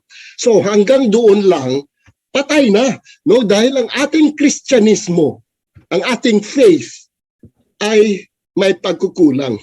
So, well, we are diverting, no, into the key thing. But this authoritarian, male authoritarianism, we have to really work on it as a church. How do we change or transform Christendom from its patriarchy? Wow, big topic. I think hindi natin siya talaga maiiwasan na medyo magkaroon ng gender dimension, ano, Kuya Jayle? Kasi pag tinignan mo ang mahabang history magmula kay Mussolini hanggang sa sarili nating karanasan dito sa Pilipinas, talagang may nasa typically the authoritarian leaders are male. Although magandang case study yung sinabi mo kanina na meron din namang authoritarian tendency yung naging babaeng presidente natin. Hihilain ko na po yung conversation natin pauwi ulit sa church, no? Maganda tong comment ni Kuya Ray Crisaldo. Yeah. Sabi niya, yung language nga naman ng kingdom, empire is very authoritarian. Sabi niya, how can today's church recontextualize to avoid the misfit of this empire language in the context of authoritarian romantic sensibility? Siguro iiwan natin to kay Dr. David at kay Dr. Rico. Ano daw po yung pwede natin gawin para maitama yon? Pero marami tayong comments. Basahin na lang ng ating mga manonood tungkol sa church as patriarchal and maraming authoritarian na pastor. Sila Dr. Abigail Te, si Kuya Emil. Nag-comment sila, masarap basahin yung mga sagutan. Pero yeah, paano natin to maitatama, Kuya Rico? Kasi tama po kayo eh. May kaugnayan talaga yung buhay iglesia sa buhay natin dito sa politika. Hindi natin maiiwasan yan kahit pa ilang beses na. Scholar, siya po ay isang guro at manunala. Alright. So ngayon, ano po yung pwede natin gawin? Kuya Rico. Okay. Isa sa mga problema kasi ngayon ginagamit ng mga pastors yung touch not my anointed one, di ba? Pag binigyan ka na ng pastor ng gano'n, nag-quote na siya, ibig sabihin nun sa kanya, wag ka na magko-contradict sa akin, wala ka na say, bow ka na lang. Kaya sa tingin ko, mahalagang ituro sa church yung biblical lament. Kasi ang isa sa mga elements ng biblical lament is yung protest. Oo. For example, sa Book of Psalms, bagamat may dominant na idea na maglalament ka tapos magpipraise ka at the end. In fact, yung Psalms mula chapter 1 hanggang chapter 50, makikita mo yung buong movement na yan. Magsimula sa mga lament, tapos sa dulo, punong-puno ng hallelujah. Pero ang mga sumulat ng Psalter, naglagay sila sa specific key places na mga tinatawag nating tragic lament. Yung pabaliktad. Halimbawa, yung Psalm 9 at 10, nag-start siya sa Thanksgiving, pero nagwawakas siya sa lament. Psalm 44, ganun din. Nagpipraise the Lord siya, pero biglang nagko-complain. In fact, sabi nila, Lord, wala namang kaming ginawang masama, pero ba't ganun? Bigyan mo, sasabihin mo yung sa harapan ng Diyos, Psalm 44, no? And it's that kind of protest, no? Yung going against the dominant movement na makikita mo parang very deliberate na tinuturo ng Bible mismo sa Psalm. Sa makatuwid, mahalaga yung spirituality of lament kasi tinitrain ka niya na hindi ka lang sumunod sa usual tsaka dominant. Importante yan, lalo na ngayon sa panahon ngayon na sige na, total, ito na yung uso ngayon doon na ibotong. Hindi, nag-iisip ka At kaya they go against the dominant, not only for the sake of being against, parang babago. No, it is for the sake of the poor. Kung papasinin mo mabuti yung Psalm 9 and 10, napakalaking boses yung alang-alang sa mga maliliit, Panginoon. Tingnan mo, ang masama, nagmumura na siya, walang Diyos, pero ba't ganun yung maliliit? Ganun. So yun, yung language of lament, protest, konektado din yan sa prophetic lament.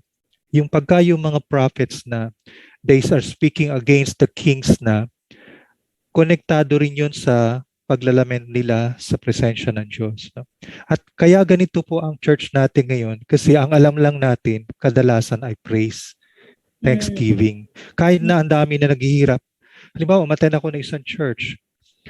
Biriin mo I remember before the lockdown, 22 Filipino fishermen were left floating in open sea kasi yung Chinese boat hit their boat na napakaliit. Tapos, excuse me nakita sila ng Chinese pero iniwan pa rin sila. Buti na lang, may sumagip sa kanila later na taga-Vietnam yata. And that week, I remember vividly, part yun ng headline. So I was hoping pagpasok ko sa church, makakarinig ako kahit naman lang prayer o kaya lament. Di ba ba't ganun, Lord? Sinong kakampi namin? Ganyan. No? Kahit nga president, mas kinampihan pa yung kalaban eh. I mean, yung China noon eh. Alam mo, unang-unang kinanta namin sa church na yun, hindi ko lang babanggitin yung pangalan ng church. Yung kanta ni Matt Redman, yung Bless the Lord, oh my soul. Paborito niyo yun, ano? Sing like never before, oh my soul. I was in sa church yun. Sabi ko, how can I sing like never before? Amen. Nangyari. Alam mo, nung punta ako sa London, ang first, after ng 2 years ng pandemic, the first time I attended a face-to-face conference, nilulusob na po ng Russia, ang Ukraine. Ang dami ng mga pinapatay, mga bata kung saan napupunta. Kumakanta ulit sila. Una nilang kinanta rin, sing like never before, oh my soul. I can't believe it. I can't believe it, mga kapatid, na dumaan na tayo sa lahat ng lockdown. Pareho pa rin yung song natin, panay bless the Lord. Nasaan yung lament? Yung sa sometimes sabi niya, Lord, why do you stand far off? Bakit parang ang layo mo, Lord? No? Samantalang yung sa panahon kami ng gulo, yun ang nawawala, yung spirituality na yun, no? Pag nawala yung lament, ang dami pong reverberations niyan sa politics. I mean, kasi politics and lament are together as well. Amen. At totoo yan sa Biblia, hindi ba, Kuya Rico? Dr. David, gusto niyo po bang dagdagan yun? Nabanggit ni Kuya Rico. Wow. He has given us the best theology, no, to back up what's being said tonight. But for me, I have the practical, no, let's say, implications for that kind of theology, no, of lament in the midst of authoritarian and hierarchical and patriarchal, let's say, legacy that we have from the institutional church. And how now, what is the solution? Is to go back to the Bible. Okay, go back to the book of Acts. You know? And what I have been propagating over the past 30 years is house church networks. Okay, we have now to emphasize the power of the people in small groups, because once the group becomes big, a patriarch comes out, or a bishop comes out, or a pastor comes out. No, if there are 40 or 50 people, no. But in small groups, there is no male or female, no slave or free, and everybody is equal.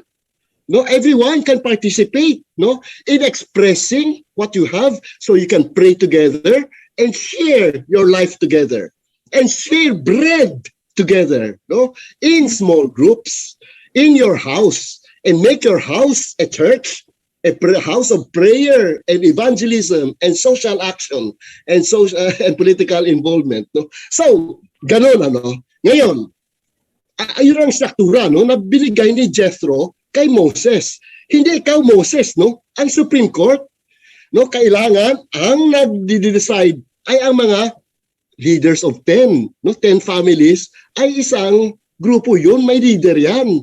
No, kung may problema sila, ibigay nila sa leader of 50s. Who is the leader of 5 leaders of 10s, di ba? And then the leader of 100, no, tax-free yan. You do not need to pay tax, no? Volunteer ito lahat. You know, because they are only leaders of their own 10, no? And then that's the whole thing. And then ikaw, Moses, you just take care of those questions that they just cannot solve, no, that the leader of thousands can give to you. So talagang bottom up talaga, subsidiarity, no, ang tawag sa Catholic tradition. Subsidiarity and the option for the poor and for the grassroots, for the what is local, no, for your neighborhood, no, love your neighbor. Talagang nandyan, ano, sa Biblia. Ang problema, naging institutionalized into a religion that is pagan, no, Roman and Greek Although there are democratic principles, no, that were in the Greek tradition, pero hindi na-highlight, no? Nandun sa New Testament eh. And so what we need now is to really just go back to the Bible and look at, and I'm glad our book, Faith and Politics, will have a very significant Bible portion I think in the first few chapters. So please buy that book, no, when it comes out, especially for those of you who missed our first 11, let's say, webinars. And tonight, I hope, I'm so glad for this interaction because it highlights we need to have a compelling vision, and this vision is a biblical vision. It is all there in the Bible. Let's just go back, to really look at the Bible, not with the eyes of the institutional, denominational Christianity, but with the eyes of a simple house church, that you can be the church of God in your own sitio and in your own barangay. That is where the power of the Holy Spirit should appear. Thank you, Dr. David. Tama po kayo. Let's double down on Kuya Jail's invitation for us. Kanina pa man, hindi tayo pwedeng magsabi lang na hindi pwede ito. Dapat meron din tayong i-offer na alternative vision that really will compel them to act. Ayan po yung sinasabi ng mga kasama din natin dito sa chat. Masarap din pasundan yung kanilang conversation dito, no? Kuya Jail is inviting us to give an alternative vision for our national leader. But our friends here in the chat are also inviting us to change our view of the church para tayo ang manguna din sa pagtulong sa pagbabago nila. Sabi ni Dr. Abigail Te, we can do that when we teach the whole Bible and when we really address and engage in the spirituality of leadership of the pastors and these denominational leaders. Sabi naman ni Kuya Emil, let's also reimagine our ecclesiology. At isa pang komento ni Kuya Ray Crisaldo, if we go back to the Bible with the same colonial sensibility, nothing will change. We will still sing songs from a position of privilege, power, and authority. Bless pa more. Sabi ni Sir Gary Ching na kanina pa natin kasama, sabi niya, in most cases, it will be hard for a lay person to persuade her church to consider biblical public theology simply because she does not have the position or platform to express herself. Kaya nga po, it's within those sa ruling elites ng church, no, those who have power to begin this change. Let's wind down our conversation. Maraming naging sanga-sanga at napakasiksik. Maraming salamat, Kuya Jail. I'll now ask you, Kuya Jail, to give us your last words for tonight for our viewers. And then Kuya Rico and Kuya David, feel free to add if meron pa kayong mga nasa sa loobin na gustong i-share. Kuya Jail? Thank you, Marie. Thank you, Kuya Rico. Thank you, Sir David. This has been a blessing, being in a fellowship like this with you and with all our brothers and sisters who are with us today. The reason I am very, very passionate about the role of the church in the face of authoritarian nostalgia is that I think this is the pinnacle of everything that we covered tonight. Your theology of blessing, privileged position, the absence of lament, and always just thinking about us. In my Rappler piece about 2 months ago, all of it I called feel-good Christianity. I finally had a tag for it. Feel-good Christianity. #blessed, sabi ni Ray Pamor. And the danger, many Christians would not even think twice about that. Of course, we all want to be blessed. But the problem, in the hands of a person like Bongbong Marcos, such virtuous discourse like unity and magkaisa tayo at magsama-sama tayo, in the hands of Bongbong Marcos, that moral virtuous discourse loses its integrity. Bakit? Because he can use that to evade accountability. I feel that as a people of God, that is what we need to protect and uphold. And this is why I am very passionate about it. The problem with authoritarianism is that it is not an accountable system. It takes advantage of people's vulnerabilities. And it takes advantage of people's, especially kung ang kultura natin is just conformist and just keep quiet, don't ask questions. And that's what this message of unity is really all about. Don't ask questions, don't spread negative campaign, don't spread hate, etc., etc. And how do we get there?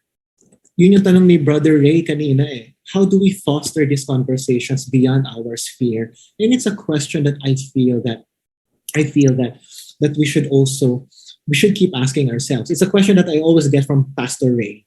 And I think it's a question that I don't think there's an easy answer. But my immediate answer for now, and something that I am certainly trying to live by, is the principle of solidarity. I don't believe in unity. I believe in solidarity. Trying to reach out to people who are not like us and bridging these social divides, whether it's in the form of class or gender or sexuality or theology or denomination and so forth. And realize that actually, in coming together, we do have a lot of things in common. And by coming together, we can hold those in power accountable. I think when the people come together, people like Bongbong Marcos will be really afraid. And that's the kind of power that we don't want to lose sight of. By the grace of God, we will still have that energy and that vigor to hold authoritarian leaders accountable, especially when they come. Maraming salamat po. Thank you, Kuya Jail, again, no? Very insightful evening. Si Kuya Rico po, and then I'll call Doc David for his sharing, and also yung mga winners ng libro ngayong gabi. Kuya Rico muna. Okay, yeah. Yung napakalaki talaga yung challenge sa amin. Yung sinabi ni Jail, yung role ng church, no? In an authoritarian context na kumbaga sikat na sikat, ano ang ating ituturo? At kanina binanggit ko na sana yung matutunan yung lament. Pero siguro gusto ko rin idagdag dito yung pananagutan sa isa't isa, pananagutan natin sa Diyos. Hindi tayo tinawag ng Diyos para maging masaya. No? We are not called to be happy. Of course, hindi naman masama maging masaya. We are called to do God's will. Diba sabi ni Jesus, my food is to do the will of Him who sent me. At kumisan yung mga ginagawa natin ganito, hindi naman tayo masaya eh. Diba? Kumisan, mas umiiyak ka pa nga eh. Pero okay lang kasi ginagawa mo naman yung dapat mong gawin para sa iba. Usually, lagi po, hindi pala usually, lagi yung will ni God ay para sa iba. No? Yung may pananagutan. At kung yung ginagawa natin ay hindi sa ikabubuti ng iba, ay hindi po nakabubuti yan. No? May mga pagkakataon din na may mga levels din po yung, I think, yung character, yung halimbawa yung unity.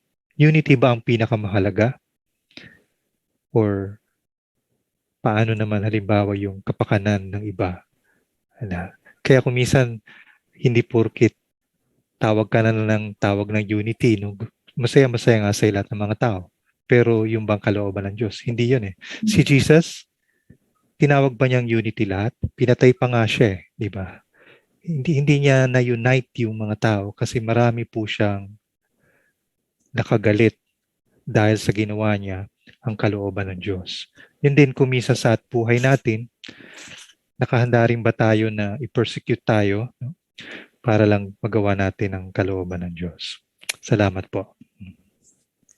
Maraming salamat, Kuya Rico, sa napakahalagang pagtawag na yan sa atin. No? And I hope that these messages of Kuya Rico and Dr. David and of course Dr. Jill will not just fall on the cracks sa atin, but will really take it to heart and reflect on it.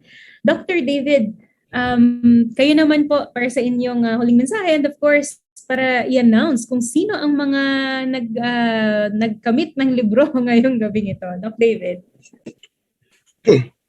Yeah, before I announce the winners, may I just say, I really appreciate Dr. Jael provoking us with such a wonderful presentation.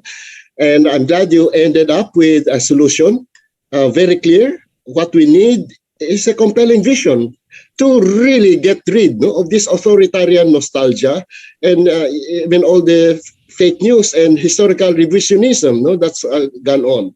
And may I just challenge all of those of you who are here tonight and those who are going to follow us in the future watching of this webinar, please, be a true servant of God. If you really are a leader in the church, please try to define clearly in your mind this compelling vision, because that's what your congregation needs. That's what the Filipino needs. And hopefully your church will be a transformational church, a church that will really transform our politics, transform our economics, and transform our sociology. And thank God for our sociologists who provoked us tonight, that we really have to give our people and feed them with teachings of God's righteousness and God's justice and democracy, where they truly will learn not to just be submissive citizens, but critical citizens, prophetic citizens, and people who can truly lead our nation to a better future. Not just in theory, not just even with just good theology, but really with practical, let's say, strategies by which our people can do that. And for the next, we have only 10 days left for this election. I hope you can whisper to your church leaders and to your church members who you're voting for. And the one you're voting for is truly a servant leader who will make the compelling vision of the kingdom of God to be implemented in our land. May we contribute to the victory of this servant leader who will see to it that we can overcome our authoritarian nostalgia.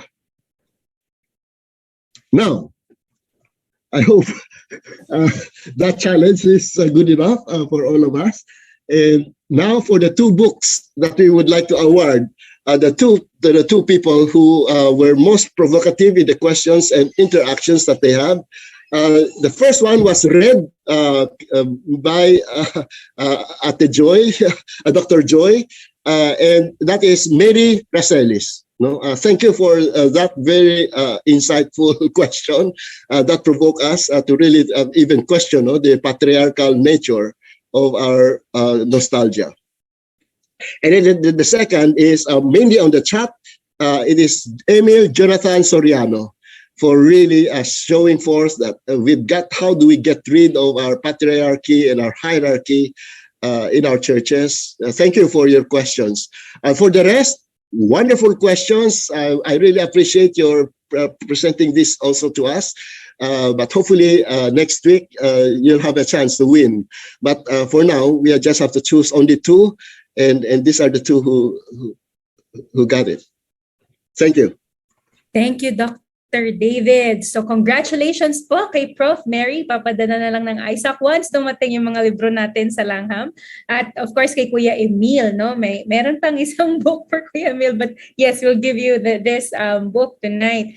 At bago po tayo magpaalam, may paalala ang former PCEC Board of Trustees, Bishop Eli Mercado. Sabi niya, we have less than 2 weeks to realize our dream for a true servant leader. So pahimaka sa bawat isa, talagang ipanalangin natin at mag-isip tayo ng malaliman at biblically dito sa ating darating na eleksyon. Maraming salamat po sa pagsama ninyo sa amin. Next week, meron pa tayong isang Faith and Politics, that will be on May 5th. Tama ba ako? May 5th or May... Tama, May 5th. At kasama natin si Dr. Abigail Te. At magkita-kita po tayong muli. God bless you. Isang mapagpalaya at mapagpalang gabi po sa inyong lahat. Salamat po. I-level up ang inyong multimedia experience from your church to Light TV, God's channel of blessings. Reach more people for Christ locally and globally. Advancing the kingdom of God through multimedia platforms.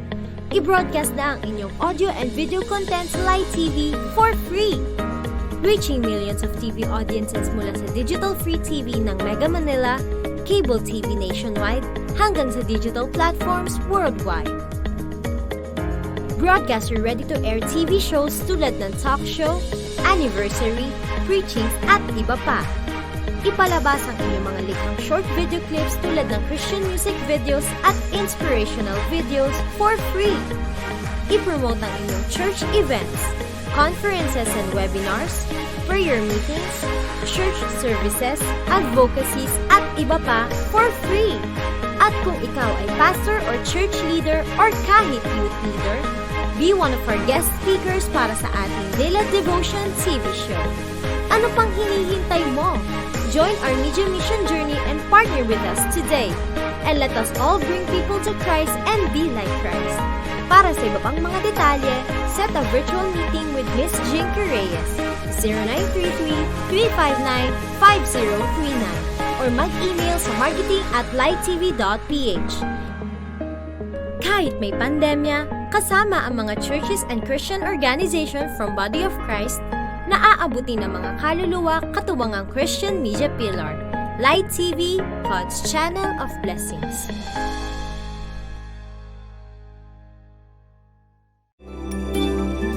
Para sa digital TV box users in Mega Manila, nag-risk na ba kayo? Follow these steps. Pindutin ang menu. Pumunta sa settings. Piliin ang factory default. Pindutin ang OK sa remote control. Piliin ang yes para kumpirmahin ang factory default. Piliin naman ang auto scan o auto search at hanapin ang Light TV gamit ang up and down buttons ng remote control. For cable and satellite TV viewers, no need to rescan. Para sa karagdagang impormasyon at mga tanong, mag-text sa 0920-97